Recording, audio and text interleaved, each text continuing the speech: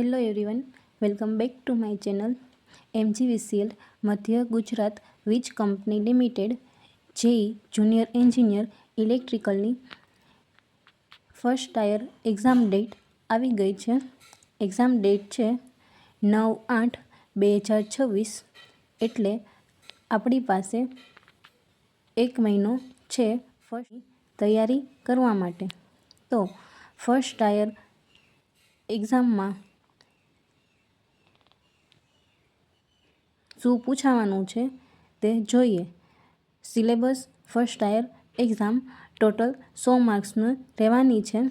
તેમાં સબ્જેક્ટ જોઈએ, કયા સબ્જેક્ટ પૂછાવાના છે અને તેના માર્ક્સ કેટલા માર્ક્સનું પૂછાવાનું છે. તો ફર્સ્ટ સબ્જેક્ટ છે રિઝનિંગ, 15 માર્ક્સનું પૂછાવાનું છે. ત્યારબાદ ક્વોન્ટિટિવ એપ્ટિટ્યૂડ, એ પણ 15 માર્ક્સનું પૂછાવાનું છે. ત્યારબાદ English 20 marks, Gujarati 20 marks, general knowledge 10 marks and computer knowledge 20 marks, એમ કરીને ટોટલ 100 માર્ક્સનું પેપર રહેવાનું છે. તો હવે આપણે ડિટેલ સિલેબસ જોઈશું કે કયા સબ્જેક્ટમાં કયા માર્ક્સ વેઇટેજ વધારે છે અને કયા ટોપિક પૂછાય છે. તો ચાલો જોઈએ. ડિટેલ સિલેબસમાં ફર્સ્ટ છે રિઝનિંગ. તો રિઝનિંગમાં જોઈએ તો સમસંબંધ, લોહીના સંબંધ, સંખ્યા શ્રેણી, ગાણિતિક પ્રક્રિયા, વેનાકૃતિ, તુલનાત્મક કોયડા, પછી મૂળાક્ષર અને સંખ્યા શ્રેણી, માહિતીની પર્યાપ્તતા, પછી ડીઆઈ, પછી આકૃતિ પૂર્ણ કરવાની, પછી પેપર ફોલ્ડિંગ, કટિંગ, પછી હાઇડ ઇમેજ ગોતવાની, પછી દર્પણ અને પ્રતિબિંબ. આ જેટલા ટોપિક મેં લખેલા છે તે મોસ્ટ આઈએમપી છે. ત્યારબાદ ઘડિયાળ, એ બધા ચેપ્ટર છે પણ એ હવેની એક્ઝામમાં પૂછાતા નથી વધારે, એટલા માટે મેં આમાં લખેલા નથી. પણ આ ટોપિક છે જે ખાસ કરવાના છે. ત્યારબાદ જોઈએ ક્વોન્ટિટિવ એપ્ટિટ્યૂડ. એમાં જોઈએ ટકાવારી, વિભાજ્યતાની ચાવી, સાદુરૂપ, લસાગુસા, સમાંતર શ્રેણી, સમગુણોત્તર શ્રેણી, સરેરાશ, નળ અને ટાંકીના દાખલા, પછી સમય, અંતર અને ઝડપ, વળતર, નફો-ખોટ, પછી મિશ્રણના દાખલા, ઉંમર આધારિત દાખલા, સમય, અંતર અને ઝડપના દાખલા, પછી ટ્રેન આધારિત દાખલા. આ ચેપ્ટર છે જે મોસ્ટ આઈએમપી છે, જે અત્યારના સિલેબસ પ્રમાણે પૂછાય છે. ત્યારબાદ જોઈએ ઇંગ્લિશ. તો ઇંગ્લિશમાં જોઈશું યુઝ એન્ડ વોકેબ્યુલરી, પછી સિનોનિયમ્સ એન્ડ એન્ટોનિયમ્સ, પછી one word substitution in a sentence, પછી ઇડિયમ્સ, ફિલ ઇન ધ બ્લેન્ક્સમાં પૂછાય છે.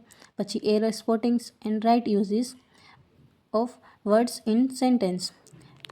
આ સિલેબસ છે જેટલો એ આપણે જે મેઇન ઓફિશિયલ વેબસાઇટમાં સિલેબસ આપેલો છે તેમાં છે. ત્યારબાદ આપણે જો વધારે કરવું હોય તો બધા લેટેસ્ટ એક્ઝામ લેવાની હોય તેને ધ્યાને રાખીને મેં આ ટોપિક લીધા છે. તેમાં જોઈએ કોમ્પ્રિહેન્શન, પછી jumble words, tense, preposition, noun, pronoun અને એડવર્બ. આટલા એક્સ્ટ્રા ટોપિક છે જે આપણે કરવા જ જોઈએ.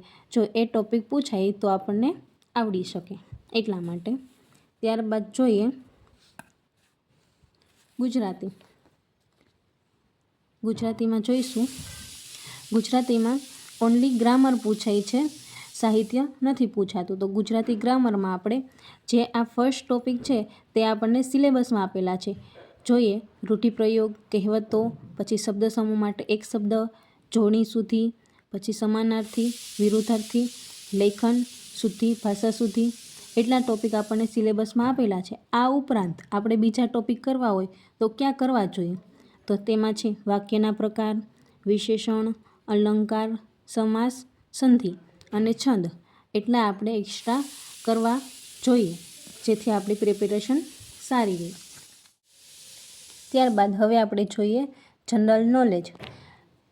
લાસ્ટ સિલેબસમાં જનરલ નોલેજમાં કરંટ અફેર્સ પૂછાતું હતું અને આ સિલેબસમાં જનરલ નોલેજમાં Indian polity, and governors, geography of India, modern Indian history, general science and technology, economics, આ એક્સ્ટ્રા સબ્જેક્ટ્સ પણ આપેલા છે, જેથી આપણે આ સબ્જેક્ટ પણ કરવાના રહેશે. એમાં current affairs, national and international importance, એટલે આ જે આપણે સબ્જેક્ટ કરીએ, સાયન્સ છે, પછી modern history, geography, Indian polity and governance, એ તો કરવાના જ છે. ત્યારબાદ જોઈએ કોમ્પ્યુટર નોલેજ. કોમ્પ્યુટર નોલેજમાં ખાસ ધ્યાન રાખવાનું, બિકોઝ કોમ્પ્યુટર નોલેજ 20 માર્ક્સનું પૂછાવાનું છે, જે ખૂબ જ આઈએમપી રહેવાનું છે. તો કોમ્પ્યુટરમાં આપણે કયા ટોપિક કરવા જોઈએ? તો કોમ્પ્યુટરની પેઢીઓ, પછી ઇનપુટ આઉટપુટ ડિવાઇસ, સોફ્ટવેરના પ્રકાર, હાર્ડવેરના પ્રકાર, પછી ઓપરેટિંગ સિસ્ટમના પ્રકાર, પછી વિન્ડોઝ, પછી વાયરસના પ્રકાર, પછી વેબ બ્રાઉઝર, પછી search engine, MS word, MS excel, email, એ બધું ડિટેલ્સમાં કરવાનું, જેના ક્વેશ્ચન વધારે પૂછાય છે. પછી પ્રોસેસિંગ ડિવાઇસ, મેમરી, પછી કોમ્પ્યુટર મેમરી એન્ડ યુનિટ્સ, પછી કોમ્પ્યુટર કોડ, પછી નેટવર્કના પ્રકાર, પછી નેટવર્ક ટોપોલોજી, પછી ડેટા કમ્યુનિકેશન સિસ્ટમ, પછી ઇન્ટરનેટમાં ઘણું બધું છે. ચેપ્ટર ઇન્ટરનેટ મોટું છે, તો તેમાં આપણે શું કરવાનું? તો કે ઇન્ટરનેટની શરૂઆત ક્યારથી કરવામાં આવી, કેવી રીતે થઈ, પછી ટાઈપ્સ ઓફ ઇન્ટરનેટ કનેક્શન, એના કનેક્શન કઈ રીતે હોય છે, પછી ઇન્ટરનેટના જનરેશન 1G 2G 3G, અત્યારે આપણે 5G 6G ચાલે છે, તેવી જ રીતે આમાં ડિટેલ્સમાં આવે છે, તે કરવાનું રહેશે. ત્યારબાદ ઇન્ટરનેટ પ્રોટોકોલ. ત્યારબાદના ટોપિક જોઈએ ડોમેઇન નેમ એન્ડ સિસ્ટમ, પછી કોમ્પ્યુટર પ્રોગ્રામ લેંગ્વેજ, પછી કોમ્પ્યુટર વાયરસ, સાયબર ક્રાઇમ, પછી કંપનીના સ્થાપક, CEO અને એનું હેડક્વાર્ટર ક્યાં આવેલું છે તે, પછી માઇક્રોસોફ્ટ ઓપરેટિંગ સિસ્ટમ, પછી shortcut key, MS word, MS Excel, બધાની શોર્ટકટ કી, અને તેનું ડોમેઇન નેમ એન્ડ મલ્ટીમીડિયા.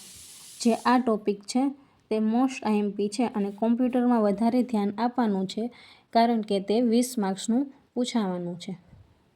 અને હવે આપણે જોઈએ કયો સબ્જેક્ટ ક્યાંથી કરવો અને તેની રેફરન્સ બુકમાંથી ક્યાંથી કેવી રીતે કરવું તે જોઈશું.